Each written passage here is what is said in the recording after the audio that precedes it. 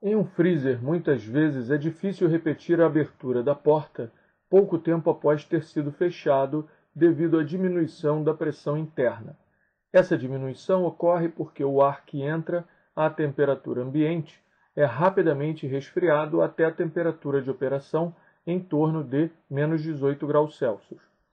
Considerando um freezer doméstico de 280 litros bem vedado, em um ambiente a 27 graus Celsius e pressão atmosférica P0, a pressão interna poderia atingir o valor mínimo de...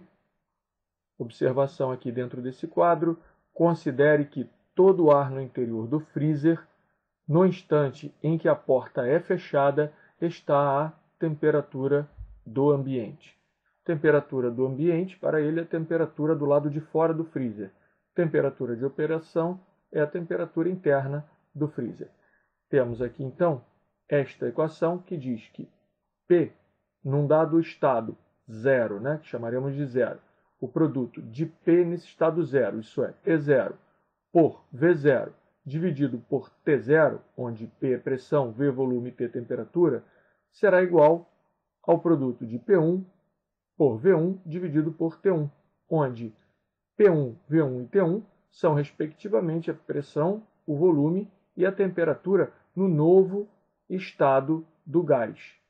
Pressão, volume e temperatura são variáveis de estado de um gás, isto é, elas caracterizam o estado do gás. Note ainda que essa equação pode ser usada porque ele diz que está bem vedado. Quando ele escreve isso aqui, ele está dizendo que não há nem entrada de ar, nem saída de ar após a porta ser fechada, obviamente, Desse modo, uma vez que não há nem entrada nem saída, o número de mols é constante. E toda vez que o número de mols é constante, podemos usar essa equação. Apenas quando o número de mols é constante, podemos usar essa equação.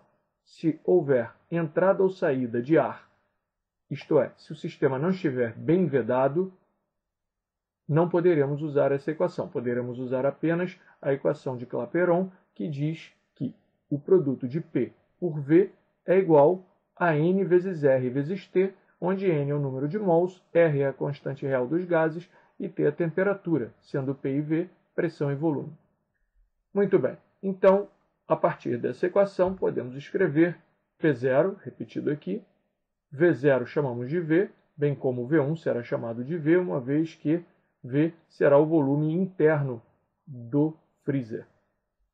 Aqui na temperatura, no estado zero, colocamos 27 de 27 graus Celsius mais 273. É assim que se converte a temperatura de graus Celsius para a temperatura em Kelvin, que é a temperatura absoluta. E fazemos do mesmo modo aqui em T1, que vale menos 18 graus Celsius, como indicado aqui, adicionamos 273 para converter para Kelvin. Repetimos aqui P1, e agora podemos fazendo essas somas e simplificando V com V, temos que P1 será 255, vem para cá multiplicando P0, sobre a soma de 27 com 273, que dá 300.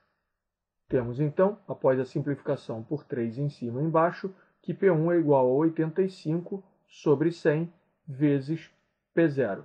Isso nos dá 85%, o que credencia a letra D como correta. Encerrada a questão.